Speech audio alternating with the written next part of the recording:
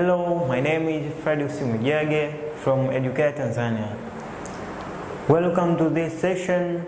We are proceeding with our topic, which is the rise of capitalism in Europe. So the last session we ended on the rise of mercantilism, as we have started the new subtopic. So let us see the factors for the rise of mercantilism in Europe.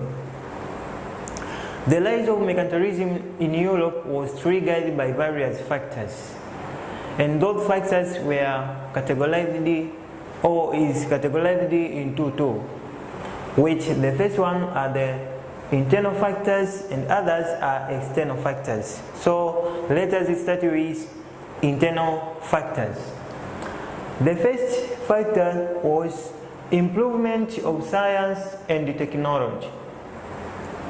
The improvement of science and technology in Europe led to the rise of mercantilism. In which sense? In the sense that in Europe during the mercantile era, the scientists and the other people come with discoveries. For example, the shipbuilding or shipmaking.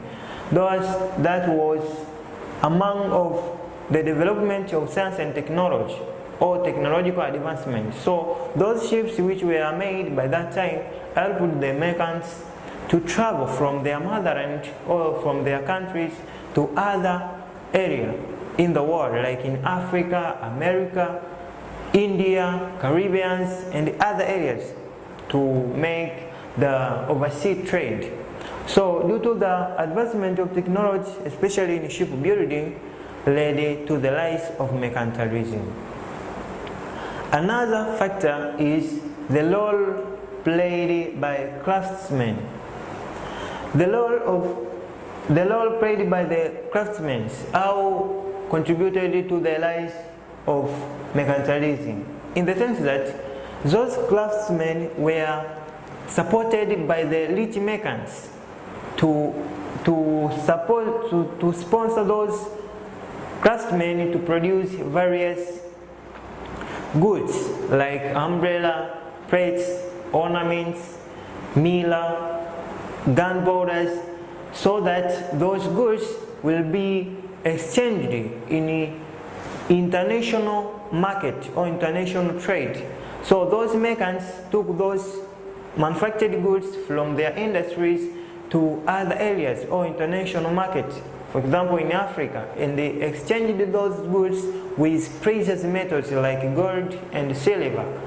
So in that sense, those goods contributed, or those goods helped those merchants to accumulate a lot of capital that were reinvested in industries, hence the rise of mercantilism. Another factor for the rise of mercantilism was the development of banking system.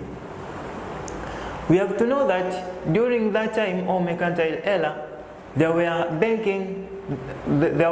various banks which were established in order to finance those merchants in their activities. For example, they provided loans and grants to those merchants in order to invest in their activities. For example, of those banks were Barclays Bank, Lloyd insurance companies. Those were some of banks which were established and they provided loans and grants to those merchants. So in that sense, those merchants were able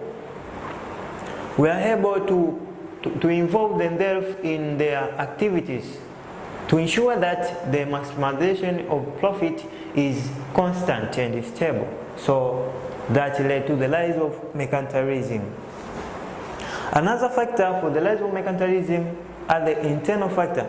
This is the enclosure system.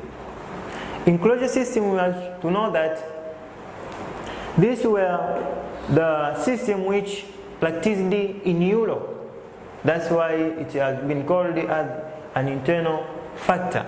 So enclosure system was aimed at enclosing the smaller strips of the land which were owned by the peasants and the tenants or serfs that were producing small quantity and quality of products. So the government and the elite merchants decided to formulate laws and acts which forced those serfs and landlords to terminate their land to the elite merchants in order to invest in agricultural activities and industrial activities. So in that sense, that land which were owned by those landlords and peasants, so you can see that were privatized to rich merchants. In that way, the production was increased because the agricultural production and the industrial production was meant for commercial purpose. So the production was increased and the purchasing power was increased. So that led to the mercantilism to rise or to develop. Another internal factor for the rise of mercantilism in Europe was the role played by Tudor monarchy. This was a series of rules from King Henry the Seventh to Queen Elizabeth the First. So you can see the Tudor monarchy, that government or the series of rulers who ruled England. So you can see how they supported merchants in various aspects. For example, Queen Elizabeth and King Henry VII supported the merchants to provide security when they were in their voyages to travel from their motherlands to other areas for searching markets, precious metals. So you can see how those readers played a role in ensuring that mercantilism is prevailing. As I have told you that Queen Elizabeth provided loans and King Henry to those merchants led to the accumulation of a lot of capital, and that capital were turned back to home and reinvested in other economic activities like industrial sector and agriculture sector. Thus led to the development or the rise of mercantilism in Europe. In the page of internal factors for the rise of mercantilism we have done. So let us jump to other side, the external factors. External factors for the rise of mercantilism in Europe. They are almost three, but not the least. The role played by primitive accumulation of capital. In the last section, we have seen the primitive accumulation of capital. What does it mean? Primitive accumulation of capital, this was the period when the merchants conducted overseas trade by using illegal ways to accumulate capital. For example, they used the enclosure system. They used the pirates, looting and plundering the church's estate or land. So in that way, you can see that pirates was used to collect various properties and the precious metal from another areas outside from their land. So that's why it was called the external factor.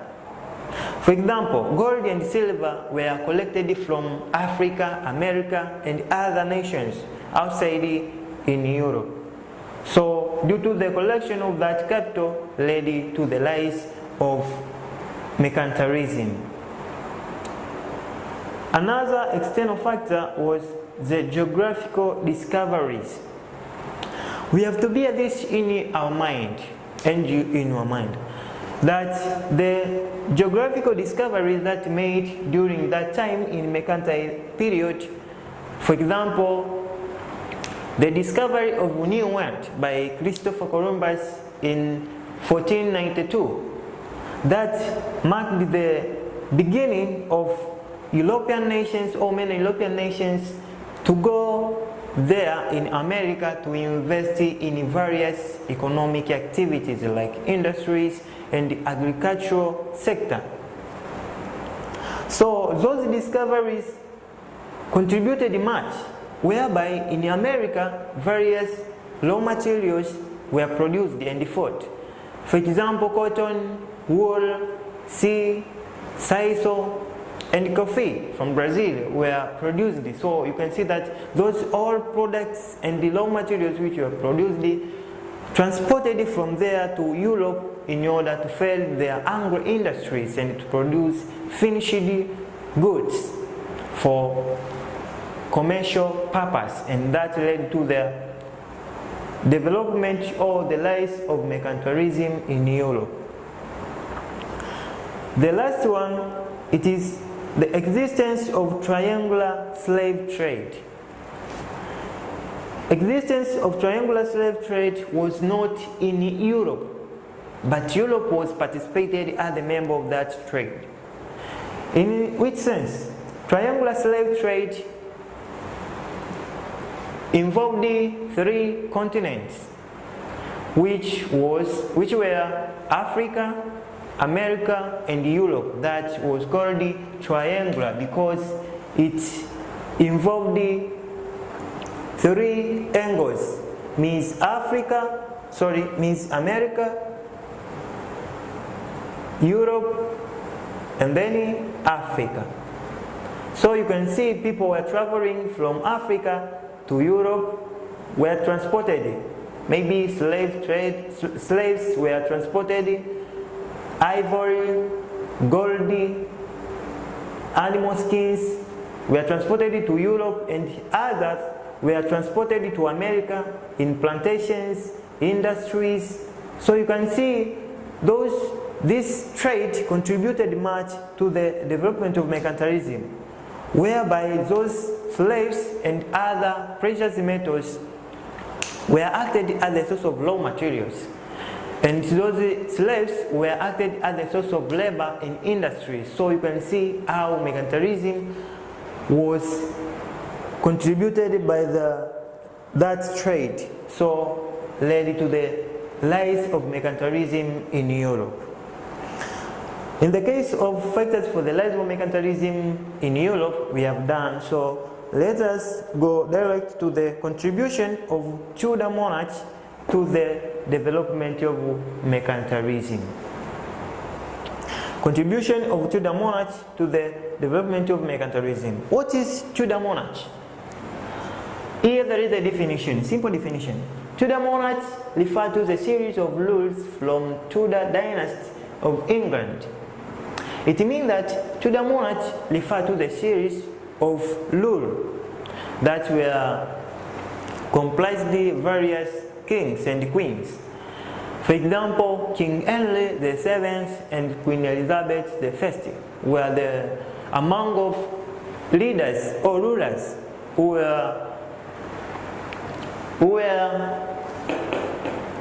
ruled England during the Tudor dynasty. The series started by King Henry VII in 1485 to Queen Elizabeth I in 1603. So you can see between these years there were many kings who were ruling England. So this is the definition of Tudor monarchy and the periodization when it was started and when it was ended. So let us see the contribution or role of Tudor monarchy to the development of mercantilism in Europe. The first role, it is they provided security to English merchants. Tudor monarchy, as I have told you, that involved various kings and queens. So those kings provided security to the English merchants. For example, those merchants, when they were traveling from their homeland to go outside of their land, must be equipped with security, especially armies, for protecting them from attacking by their rivals or enemies or rival nations. So those armies were securing those merchants from to be attacked by the enemies. And that army, on other end, were important in confiscating other nations' properties in the sea through pirates or illegal ways. So you can see how Tudor monarchs contributed to the rise of mercantilism through providing security to those merchants, hence the rise or development of mercantilism. Another role, they acquired colonies. You have to remember that the colony acquisition was not organized by only merchants, but their mother governments. The governments of respective merchant groups were supporting their merchants. For example, the acquisition of colonies by England in America, like in Caribbean, in New Zealand, in Mexico, were supported by the government of England under their king. So you can see how Tudor monarchs assisted those merchants to acquire colonies, and those colonies were special or important in production of raw materials and food crops that were increasing the population and market for the industrial goods. Another role or contribution of Tudor monarchs, they introduced the protectionism policy. The Tudor monarchs are the government that were raiding England. You have to remember that and bear this in your mind, that Tudor monarch was the ruling dynasty in England, not in other European nation. So that Tudor monarch introduced the protectionism policy. What was protectionism policy? Protectionism policy, I have explained in the last session that protectionism policy was the policy aiming to protect other nations to trade with England. So those protectionism policies come up with various acts and laws.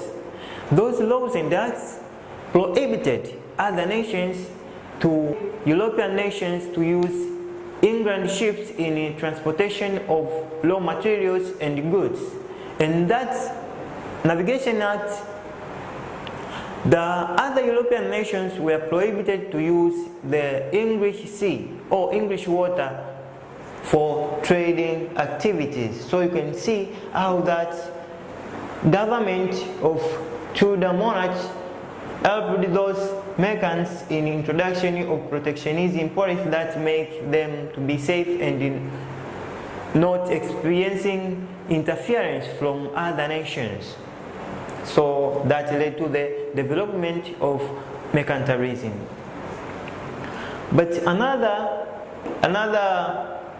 contribution or role, they provided loans and grants to merchants. The government as a government has their budget, and that budget they divide it to support those entrepreneurs or rich businessmen. So the government decided to take some amount of money and to give loans and grants to those merchants in order to conduct their activities. So these loans and grants were supporting those merchants, maybe to pay their workers, to buy for new machines and the other needs for improving their activities or production in their sectors which were established by that time. So this was the role which played by the Tudor monarch to the rise of mercantilism, as I've told you that they provided loans and grants to merchants. And those loans and grants were used by the merchants in their activities to ensure and maximization of profit.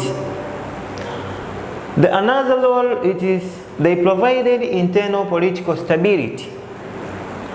In which sense? The Tudor monarchs provided internal political stability to ensure that within the nation there is peace and no any disturbance that will disturb the merchants to practice their activities.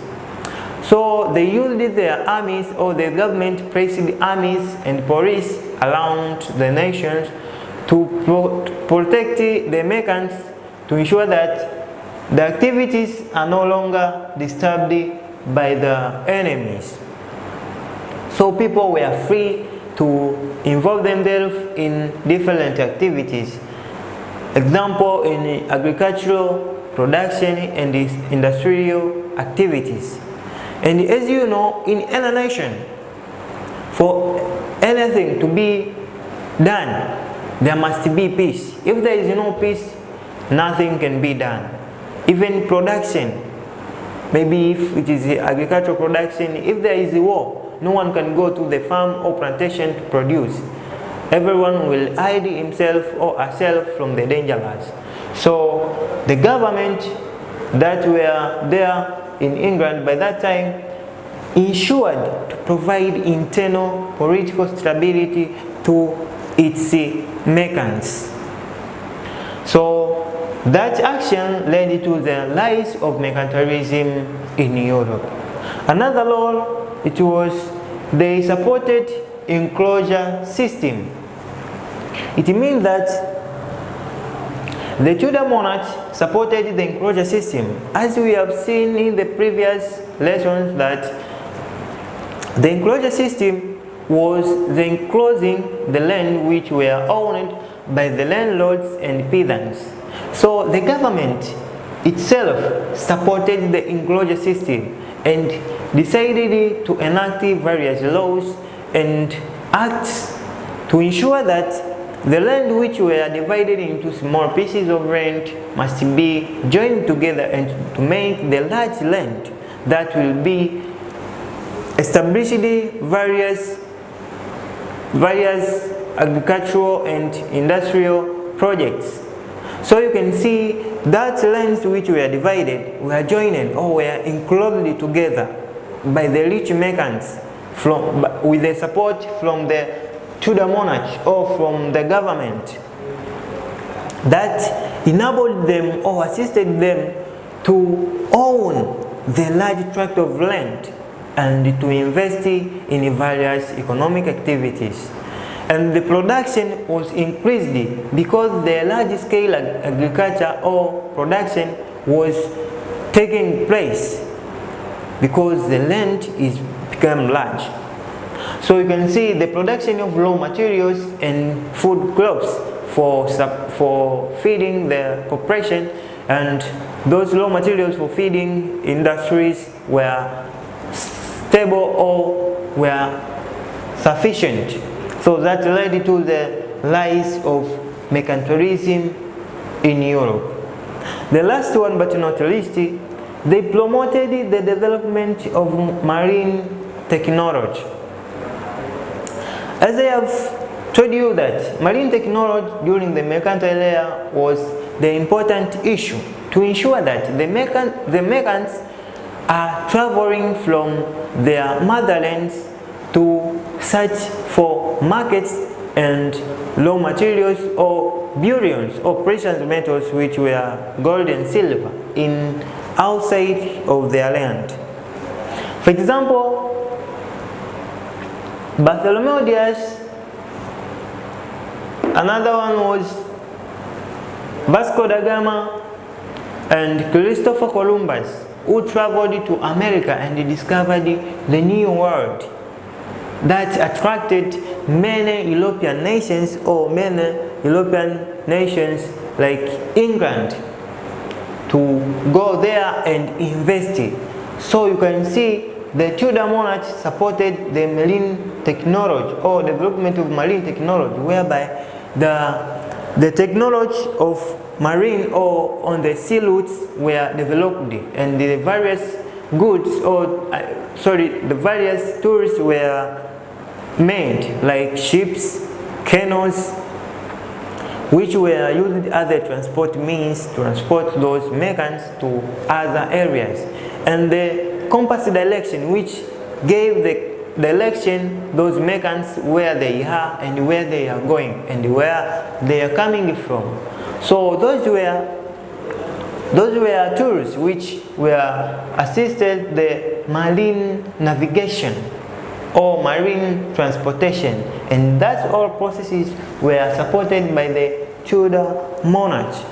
After looking those laws which were played by the Tudor monarch or the government of England under the King and Queen Elizabeth I in those time, led to the rise of mercantilism. So there is an exercise here, 2 questions. The first question, it is stated that assess the factors for the rise of mercantilism. And the second one, it is show the role of Tudor monarch to the development of mercantilism. Thank you for listening to me and watching me. Welcome in another session. I'm Fridus from Edukea Tanzania. Welcome again.